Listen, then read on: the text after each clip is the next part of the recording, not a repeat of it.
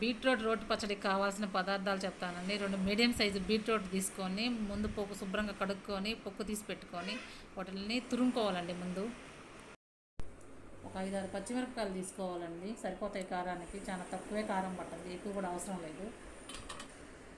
1 tea spoon ధనియాలు, 1 tea spoon ఆవాలు, 1/2 tea spoon జీలకర్ర, చిటికెడు మెంతులు అండి.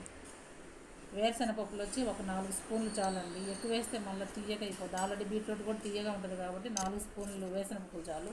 తగినంత ఆయిల్, 1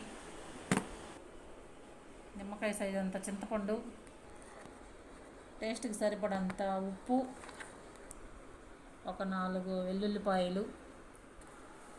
ఇలా తురుముకోవాలండి, మామూలుగా నీట్గా తురుముకోవాలి. తురుముకుంటే మనకి మిక్సీకి అయితే ముక్కలు కట్ చేసుకోవచ్చు, వేయించుకునేదానికి బాగుంటాయి. కానీ రోట్లో వేసి దంచాలి కాబట్టి ఇలా తురుముకుంటే దంచుకోవడానికి కొంచెం ఈజీగా ఉంటుందండి. బీట్రూట్ తిన్నోళ్ళు కూడా బాగా ఇష్టంగా తింటారండి ఇట్లా చేసి పెడితేను. ఫస్ట్ బాండ్లు పెట్టుకోవాలండి. ఒక 2 స్పూన్లు ఆయిల్ వేసుకొని కొంచెం వేడెక్కినాక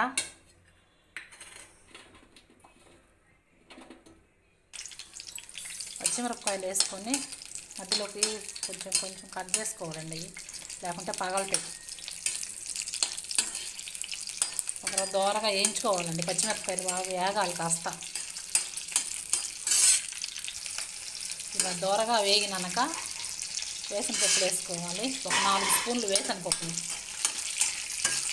అవి కూడా దోరగా ఫ్రై అవ్వాలి. వేసిన పప్పులు కూడా వేసిన పప్పులు వేసిన దానివల్ల ఏంటంటే పచ్చడికి మంచి టేస్ట్ వస్తుందండి. బీట్రూట్ లైట్గా ఎదురువాసన వస్తుంది కాబట్టి వేసిన పప్పులు వేస్తే ఆ స్మెల్ రాదు, టేస్ట్ బాగుంటుంది.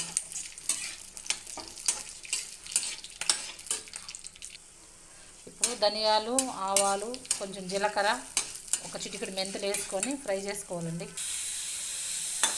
పక్కన పెట్టేసుకున్నానండి ఏపినవన్నీ ఒక ప్లేట్లోకి తీసేసుకొని. తర్వాత ఆ బాండట్లోనే 2 స్పూన్లు ఆయిల్ వేసి, ఆయిల్ వేడెక్కినాక మళ్ళీ ఈ బీట్రూట్ తురుము పెట్టుకున్నాం కదా అదంతా వేసి కొంచెం ఆ వాసన పోయిందాక వేయించుకోవాలి.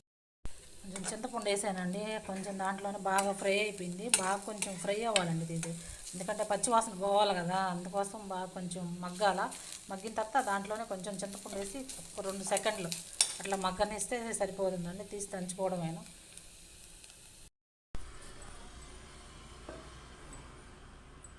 పచ్చిమిరపకాయలు వేయించిన వేసిన పప్పులు అన్నీ వేసుకొని కొంచెం ఉప్పు వేసుకొని ఫస్ట్ మెత్తగా దంచుకోవాలండి. ఇవన్నీ రోట్లో వేసి దంచితేనే పచ్చడికి బాగా టేస్ట్ వస్తుందండి. నేను చాలాసార్లు చేసి నువ్వు మాట్లాడబాక